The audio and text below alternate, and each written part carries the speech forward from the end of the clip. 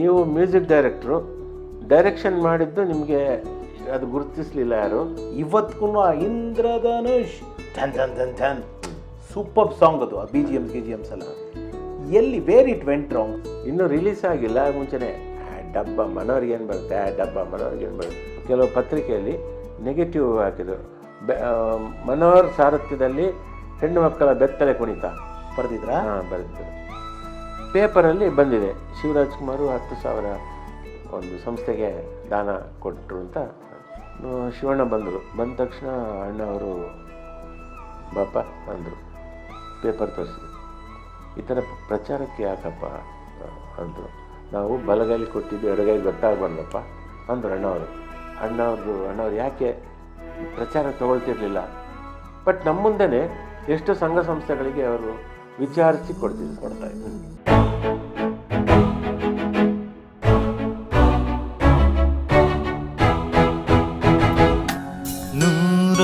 ನೂರೊಂದು ನೆನಪು. ಓಮಲ್ಲಿಗೆ ಅನ್ನೋ ಒಂದು ಸೂಪರ್ ಹಿಟ್ ಸಿನಿಮಾ ಕೊಟ್ರಿ ಸರ್ ನೀವು. 150 ದಿವಸ ಓಡ್ತು ಸಿನಿಮಾ. ಯಾಕೆ ಮನೋಹರ್ ಅವರು ಅದಾದ್ಮೇಲೆ ಕೂಡ ತುಂಬಾ ದಿವಸ ಗ್ಯಾಪ್ ಆದ್ಮೇಲೆ ಇಂದ್ರಧನುಷ್ ಮಾಡಿದ್ವಿ, ಇಮಿಡಿಯೇಟ್ ಆಗಿ ಮಾಡಲಿ 2 ವರ್ಷ. ನನ್ನ ಇಂದ್ರಧನುಷ್ ಮಾಡೋದಕ್ಕೆ ಯಾಕಷ್ಟು ಲೇಟ್ ಆಯಿತು? ನನ್ನ ಊಹೆ, ಯಾಕಂದರೆ ನನಗೂ ಯಾಕೆ ಅಂತ ಗೊತ್ತಿಲ್ಲ. ಒಂದು ಕೆಲವರು ಹೇಳಿದ್ದು, ನೀವು ಮ್ಯೂಸಿಕ್ ಡೈರೆಕ್ಟ್ರು, ಡೈರೆಕ್ಷನ್ ಮಾಡಿದ್ದು ನಿಮಗೆ ಅದು ಗುರುತಿಸಲಿಲ್ಲ ಯಾರು?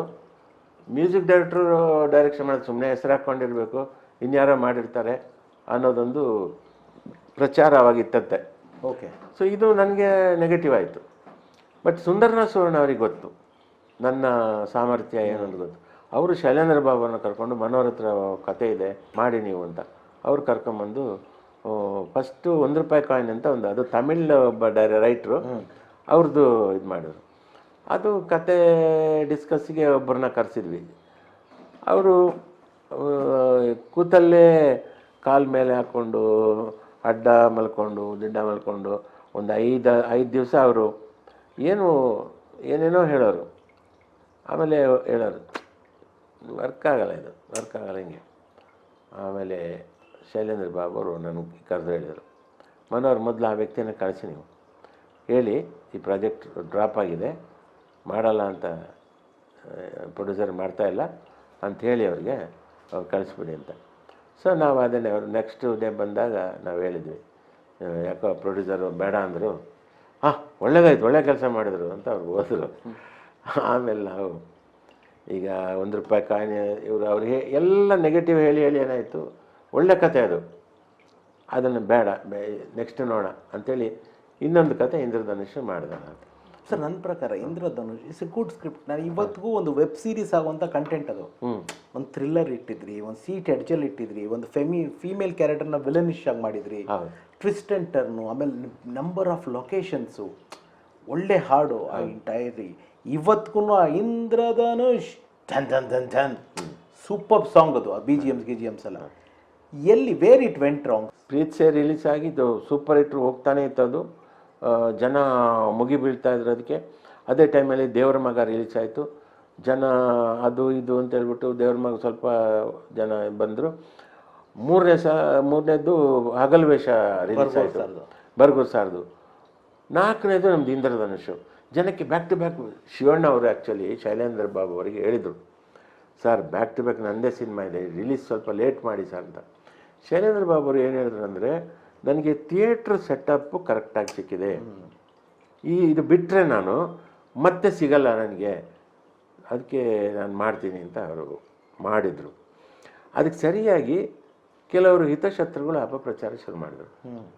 ಇನ್ನೂ ರಿಲೀಸ್ ಆಗಿಲ್ಲ, ಮುಂಚೆನೇ ಡಬ್ಬ ಮನೋರಿಗೇನು ಬರುತ್ತೆ, ಡಬ್ಬ ಮನೋರಿಗೇನು ಬರುತ್ತೆ ಅಂತ ಹಿಂಗೆ ಅಪಪ್ರಚಾರ ಶುರುವಾಯಿತು. ಇದು ನೆಗೆಟಿವ್ ಇದಾಯಿತು. ಸಿನಿಮಾ ರಿಲೀಸ್ ಆಗಿ ಜನ ಬರಲಿಲ್ಲ. ಒಂದು 4 ವಾರ ಶೈಲೇಂದ್ರ ಬಾಬು ಅವರು ಕಾದರು. ಹೇಳಿದರು, ಮನೋಹರ್ನ ಇಂತ ಕಾಯೋಕ್ಕಾಗಲ್ಲ, ಥಿಯೇಟ್ರ್ ಬಾಡಿಗೆ ಸುಮ್ಮನೆ ಕೊಡಬೇಕಾಗತ್ತೆ, ಹೌಸ್ಫುಲ್ ಇಲ್ಲ, ಅಟ್ಲೀಸ್ಟ್ ಅರ್ಧವೂ ಇಲ್ಲ, ಜನ ಬರ್ತಾಯಿಲ್ಲ, ನಾನು ತೆಗೆದುಬಿಡ್ತೀನಿ ಅಂತ.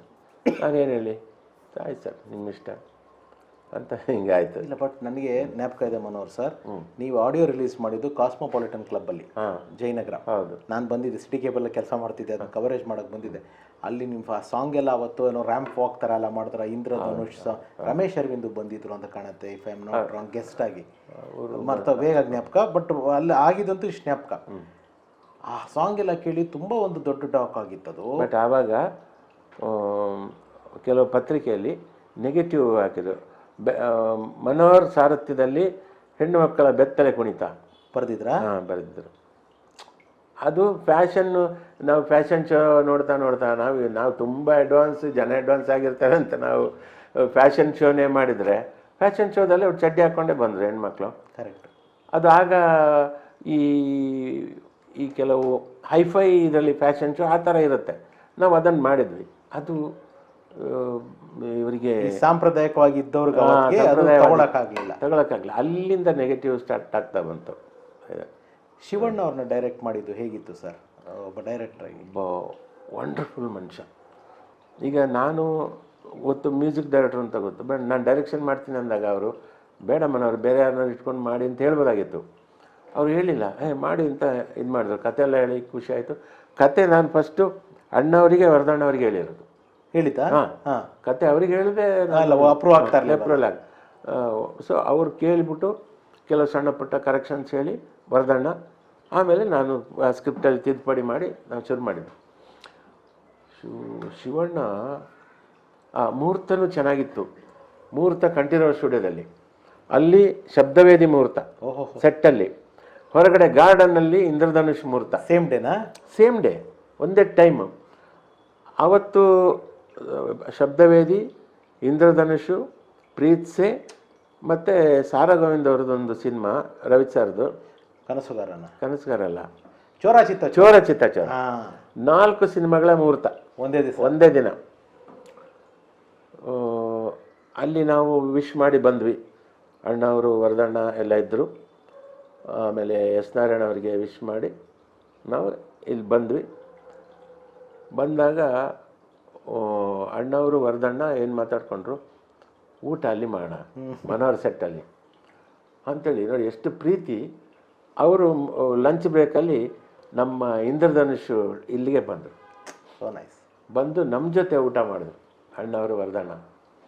ಒಂದು ನಿಜಕ್ಕೂ ನನಗೆ ಎಲ್ಲ, ನಾನು ಏನೂ ಅಲ್ಲ, ಬಟ್ ನನ್ನ ಬಗ್ಗೆ ಅಷ್ಟು ಪ್ರೀತಿ ಅವ್ರು ತೋರಿಸಿದ್ದು, ಕಾಳಜಿ ತೋರಿಸಿದ್ರು. ಬಂದು ಊಟ ಮಾಡಿ ಹೋದರು. ಆಮೇಲೆ ನಾವು ಶೂಟಿಂಗ್ ಎಲ್ಲ ಮಾಡಿದ್ವಿ. ಒಂದು ಕಡೆ ಮಾರ್ಕೊಂಡಹಳ್ಳಿ ಡ್ಯಾಮ್ ಅದು ಅಲ್ಲೊಂದು flash back episode, black and white ಕತೆ ಒಂದು ಮಾಡಿದ್ವಿ.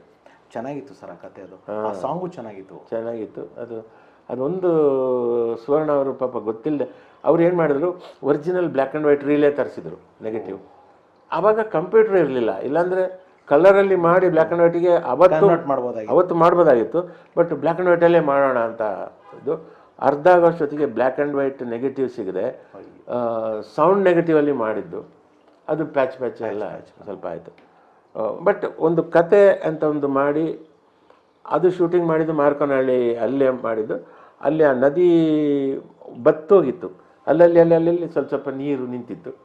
ನಮಗೆ ಏನು ಬೇಕಿತ್ತು ಅಂದರೆ, ಪ್ರೇಮಿಗಳು ಈಗ ನೀರಲ್ಲಿ ಬಿದ್ದು ಹಿಂಗೆ ಸತ್ತೋಗಿದ್ದಾರೆ ಈ ಥರ. ಶಿವಣ್ಣ ಹುಡುಗಿ ಇಬ್ಬರು ಆ ತೇಲದನ್ನು ಶೂಟಿಂಗ್ ಮಾಡಿದ್ವಿ.